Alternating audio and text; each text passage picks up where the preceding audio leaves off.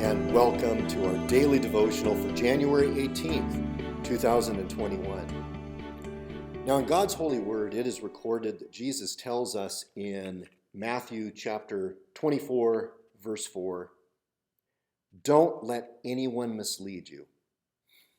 These words are as important now as they were then. It's alarming today.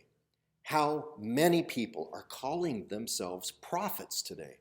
People who mysteriously predict the future. And more often than not, first pronounce their prophecies with words like, "The Lord told me," or "The Lord has revealed to me."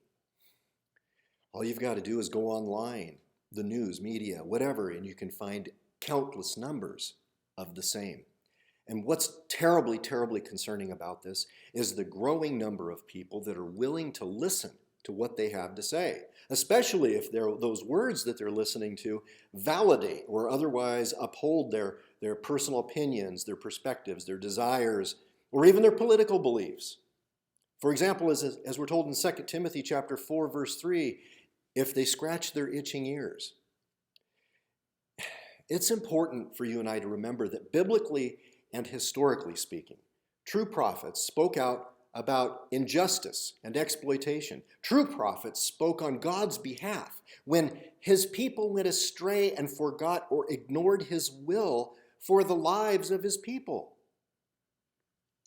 There's a whole lot of people who call themselves prophets today, and they barely acknowledge poverty and exploitation or injustice. And Jesus knew this. And that's why he warned us, as recorded in scriptures such as Matthew 24:11, that there will be many, many false prophets and false teachers attempting to, quote, deceive many people. Jesus says, "Beware of false prophets who come disguised as harmless sheep, but are really vicious wolves." That's from Matthew chapter 7, verse 15. And then also from Matthew chapter 7, verse 20, Jesus tells us, "By their fruit you will recognize them." What fruit? Fruit that comes from where? Fruit that comes from him and his Spirit. Again, in Matthew chapter 15, verse 5, he says to us, "Yes, I am the vine. You are the branches. And those who remain in me and I in them will produce much fruit. For apart from me, you can do nothing." And then in the 7th chapter of Matthew, Jesus describes the fruit his followers are to bear as good fruit. And it is absolutely vital that you and I recognize what good fruit is. Now, a partial description of this is given to us by the Apostle Paul in Galatians chapter 5, verses 22 and 23. He lists them as love and joy and peace and patience and kindness and goodness, faithfulness, gentleness, and self-control. Yes, we can know them by their fruits. And in these turbulent times, we need to take the words of Jesus Christ to heart and beware of false prophets. Beware of false teachers. Consider what a true prophet sounds like, and only be open to those who echo the prophets of the Bible, speaking the way, the truth, and the life of Jesus Christ to power and to grace and to love.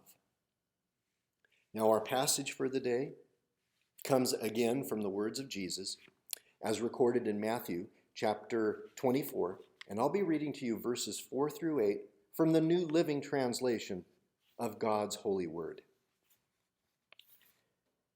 Jesus told them, "Don't let anyone mislead you, for many will come in my name, claiming I am the Messiah. They will deceive many. And you will hear of wars and threats of wars, but do not panic. Yes, these things must take place, but the end won't follow immediately. Nation will go to war against nation and kingdom against kingdom. There will be famines and earthquakes in many parts of the world, but all of this is only the first of the birth pains, with more to come. And as always, may God give us wisdom and strength and understanding from the reading of his holy word. Now, some suggested supplemental scripture readings to go along with today's devotional you can find in Matthew chapter 7, verses 17 through 20, Matthew chapter 13, verses 3 through 8, and Matthew chapter 12, verses 33 through 37. Blessings to you and yours from the Ione Community Church.